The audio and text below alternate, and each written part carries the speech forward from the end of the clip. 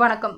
பல்லாவரம் துறைப்பாக்கம் 200 அடி ரேடியல் சாலையில் கோவிலம்பாக்கம் பகுதியில் வாகன போக்குவரத்து நெரிசலை குறைக்க 2 இடங்களில் யூ-டர்ன். பல்லாவரம் துறைப்பாக்கம் 200 அடி ரேடியல் சாலையில் பள்ளிக்கரணை மேம்பாலம் முதல் கோவிலம்பாக்கம் விடுதலை நகர் சிக்னல் வரை தினம்தோறும் போக்குவரத்து நெரிசல் மற்றும் அதனால் ஏற்படும் காலதாமதத்தினால் வாகன ஓட்டிகள் பெரிதும் அவதிப்பட்டனர். இதையடுத்து தாம்பரம் மாநகர கூடுதல் கமிஷனர் மகேஸ்வரி ஆலோசனையின் பேரில் போக்குவரத்து துணை கமிஷனர் சமித் சிங், உதவி கமிஷனர் சுந்தர்ராஜ் மற்றும் பள்ளிக்கரணை போக்குவரத்து இன்ஸ்பெக்டர் பாண்டியன், சப் இன்ஸ்பெக்டர்கள் மற்றும் போலீசார் ஆய்வு செய்தனர். இந்த பகுதிகளில் போக்குவரத்து நெரிசலை குறைக்க கோவிலம்பாக்கம் கொளத்தூர் மெயின் சாலை சந்திப்பு விடுதலை நகர் சாலை சந்திப்பும் இணைக்கும் துறைப்பாக்கம் ரேடியல் சாலையில் இருந்த சிக்னல் நீக்கப்பட்டு மேலும் அந்த இடத்தில் இருந்த சென்டர் மீடியனை தடுப்புகள் வைத்து அடைத்தனர்.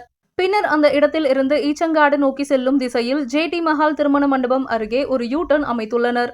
இந்த இடத்தில் கோவிலம்பாக்கம் கொளத்தூர் மெயின் சாலையில் வரும் வாகனங்கள் இடதுபுறம் திரும்பி ரேடியல் சாலை வழியாக ஈச்சங்காடு, குரோம்பேட்டை, பல்லாவரம் ஆகிய பகுதிகளுக்கு நேராக செல்லலாம். அதேபோல் கொளத்தூர் மெயின் சாலை வழியாக வருபவர்கள் மற்றும் துரைப்பாக்கம், பள்ளிக்கரணை ஆகிய பகுதிகளில் இருந்து வருபவர்கள் மடிப்பாக்கம், வேளச்சேரி மற்றும் துரைப்பாக்கம் ஆகிய பகுதிகளுக்கு செல்ல ஜே.டி. மஹால் திருமண மண்டப அருகில் யூ-டர்ன் எடுத்து செல்லலாம். பல்லாவரம், குரோம்பேட்டை, கீழ்கட்டளை, ஈச்சங்காடு, மடிப்பாக்கம் மற்றும் இதனை சுற்றியுள்ள இடங்களில் இருந்து வருபவர்கள் கோவிலம்பாக்கம், கொளத்தூர் மற்றும் அதனை சுற்றியுள்ள பகுதிகள், குரோம்பேட்டை, பல்லாவரம் பகுதிகளுக்கு செல்பவர்கள் நாராயணபுரம் ஏரிக்கரையை அடுத்து அமைக்கப்பட்டுள்ள யூ-டர்னில் யூ-டர்ன் எடுத்து செல்லலாம்.